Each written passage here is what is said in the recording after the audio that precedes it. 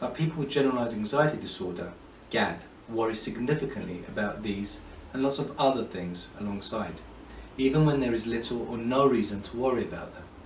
People who experience anxiety become very anxious about just getting through the day.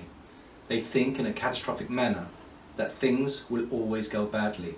At times, the anxiety and worry keep people with GAD from doing everyday tasks. GAD sometimes runs in families, so it may be useful to explore your family background. No one knows for certain why some people experience anxiety while others don't. Researchers are looking for ways in which stress and environmental factors may play a role with how anxiety may develop in order to help support treatment of anxiety. People with GAD can't seem to get rid of their anxiety and worries, even though they usually realise that their anxiety is more intense than the situation warrants. They find relaxing difficult, startle easily, and have difficulty concentrating. Physical symptoms that often accompany anxiety include fatigue, headaches, muscle tension, muscle aches, difficulty swallowing, trembling, irritability, sweating, nausea, having to go to the bathroom frequently, feeling out of breath, and hot flashes. GAD may develop slowly. It often starts during the teen or young adulthood years. Symptoms may get better or worse at different times, and often are worse during times of stress.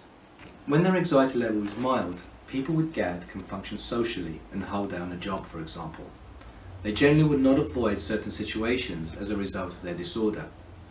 People with GAD can have difficulty carrying out the simplest daily activities if their anxiety is severe. GAD is diagnosed when a person worries excessively about a variety of everyday problems for at least 6 months.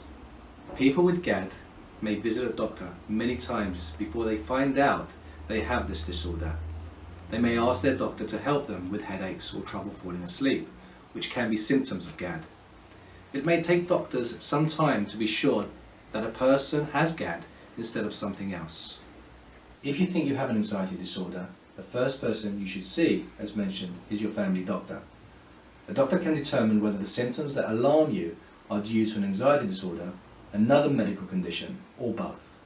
The doctor may then refer you to a mental health specialist for treatment. GAD is generally treated with psychotherapy, medication, or both.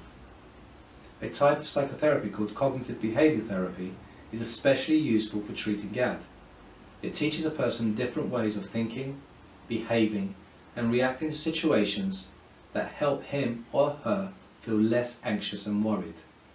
You should feel comfortable talking with a mental health professional you choose. If you do not, you should seek help elsewhere. Once you find a mental health professional with whom you are comfortable, the two of you should work as a team and make a plan to treat your anxiety disorder together. Remember, if you start on medication, it is important to not stop taking it abruptly. Certain drugs must be tapered off under the supervision of a doctor, or bad reactions can occur. Make sure you talk to the doctor who prescribed your medication before you stop taking it.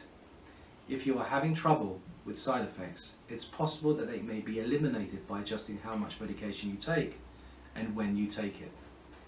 Many people with anxiety disorders benefit from joining a self-help or support group and sharing their problems and achievements with others. Talking with a trusted friend can also provide support, but it is not a substitute for care from a mental health professional.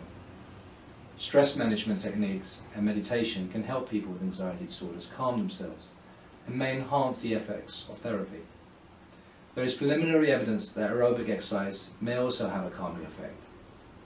Since caffeine, certain illicit drugs, and even some over-the-counter cold medications can aggravate the symptoms of anxiety disorders, they should be avoided.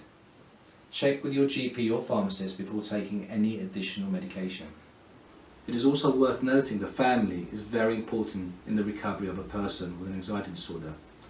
Ideally, the family should be supportive, but not help perpetuate their loved one's symptoms.